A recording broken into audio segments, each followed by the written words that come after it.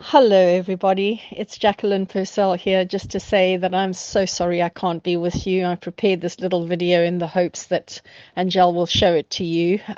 Just a little bit of background on what's been happening in London. You all know that we lost our beloved Queen and how deeply saddened the entire nation and many parts of the world are at the loss of someone who just exemplified servant leadership in a way that very few leaders will ever be able to emulate. Like somebody said, you can't fake 70 years of devoted leadership. As nature lovers, we were incredibly heartened to see the double rainbow over Buckingham Palace and the rainbow over Windsor Castle, which was the Queen's prime residence.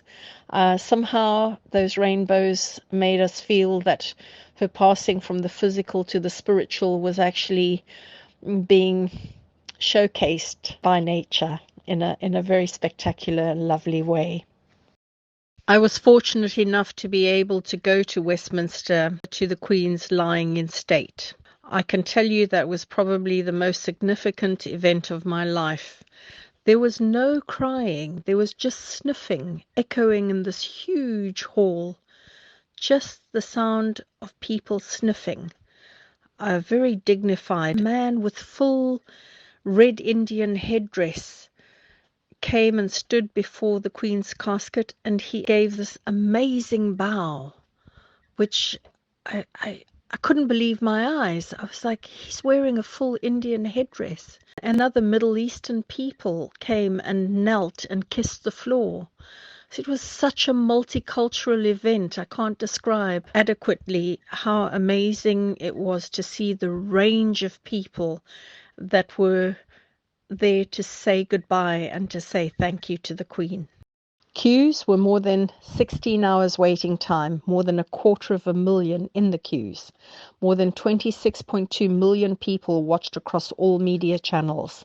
5.1 billion watched worldwide, making this the largest event in the history of humanity. 500 heads of state and foreign dignitaries were present.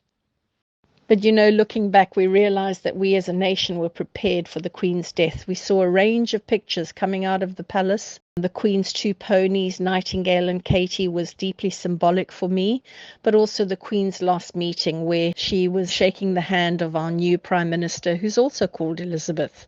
And if you look at the back of the Queen's hands, you'll see there the bruises.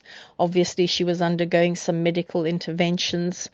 Still that beautiful smile, but she could have worn gloves. But they always say that one of the roles of royalty is to show people that we will all die. And this is the way that the Queen allowed us to see her frail and to see her not looking well, so that we were not kept from the reality of life.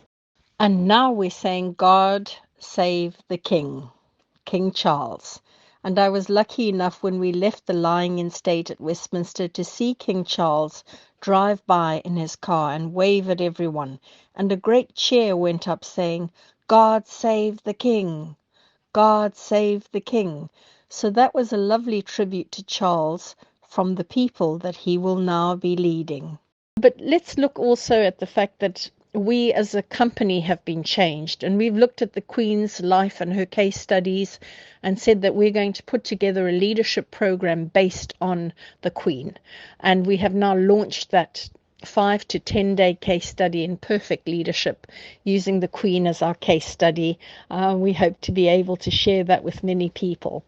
Coming closer to home now with our work and AcrossLimits, what we've been doing is working more closely with Steve, making sure that the pre-qualification forms for EU engagement are being monitored, and also encouragement to those who sign up for the pre-qualification so that they can be encouraged to continue their EU engagement and to know that they can have full support while so doing.